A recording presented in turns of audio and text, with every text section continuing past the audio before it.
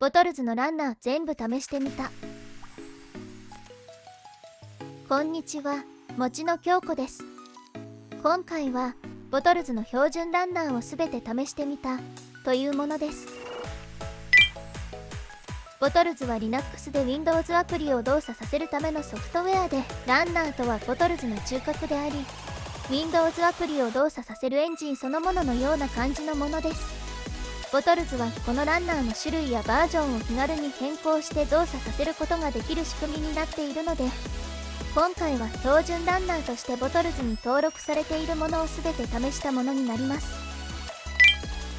今回試したランナーの一覧がこちらです。説明は割愛しますので、気になる方は一時停止してご覧ください。また、今回は Windows アプリとして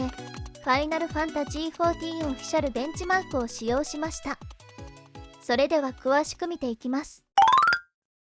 まず実行時の様子です。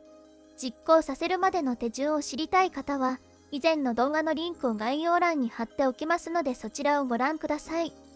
早速起動しています。設定を確認します。画質設定はデスクトップ高品質としていて、DLSS は使用できないようです。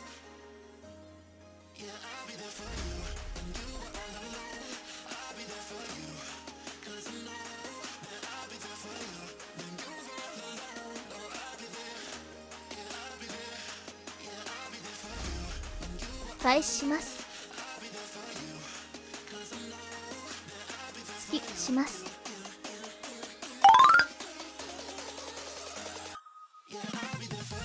完了しました。解像度は起動時にサブの 4K モニタで表示されたのでそれを引きずっているようですが、実際の表示はこの画面全体が WQHD なので、おそらく 1280×720 かと思われます。このような感じで全てのランナーを順番に試していきました。それでは結果を見ていきます。このような結果となりました。青い行のランナーがベンチマーク完走したもので、スコアを併記しています。赤い行は動作しなかったものになります。動作しなかったものは徹底的に試したわけではなく、せいぜいバージョンを変えて2、3度試しただけなので、その前提で見ていただければと思います。動かなかったもののうちこの3つは、バージョンが7と8になっていて古いようです。ちなみにランナーのバージョンは、ある程度はワインのバージョンを踏襲しているようです。動作したものは全てバージョン9以上になっています。少し調べたところによると、この3つは DXVK2.7.1 今回指定したものの動作要件を満たせず、エラーで終了していたようです。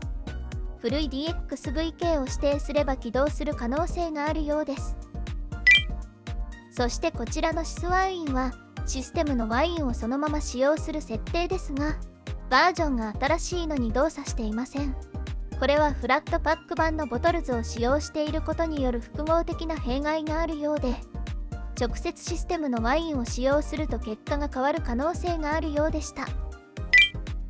次に注目するのはこちらです。クロン 4EK はほぼ公式ワインを個人ビルドしたようなものだと思いますが、ちゃんとベンチマーク完走して他のプロトン系の約半分のスコアでした。おそらくこのビルドはゲーミング関連のパッチをあまり当てていないもので、それでもこれだけ動くということは、ワインの最新機能を使用しているアプリやゲームなどで唯一起動できるなどの強さを発揮する場面もあるかもしれません。残りの4つは Windows と同じような感じでベンチマークが走って完走しました。ソーダとカフェはボトルズ用にビルドメンテナンスされているもので、プロトン GE とプロトン EM は Steam で用いられているものとほぼ同等かと思われます。昔は趣味の領域だったワインを一気にここまで押し上げたワインメンテナとバルブ社、グローリアスエグロール、GE 氏には感謝しかありません。ちなみにソーダ、プロトン EM とカフェ、プロトン GE では約 10% のスコアの差がありますが、試行回数が少ないので優位な差があるとは今回は言い切れない状況です。この辺りを追ってみるのも面白いかもしれません。というわけで、今回の結果とその他調べたことなどを総合して各ランナーのおすすめの使用方法をまとめるとこちらのようになりました。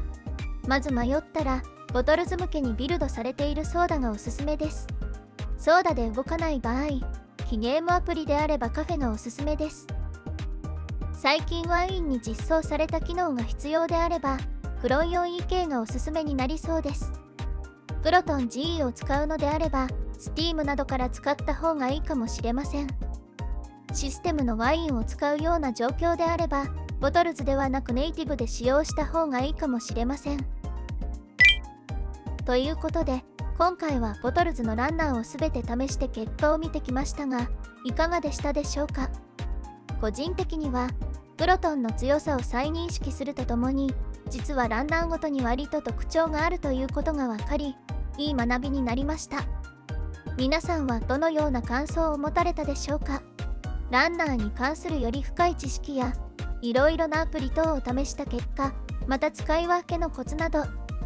どのようなことでもお気軽にコメントいただけると大変嬉しいです。それでは今回は以上です。ご視聴ありがとうございました。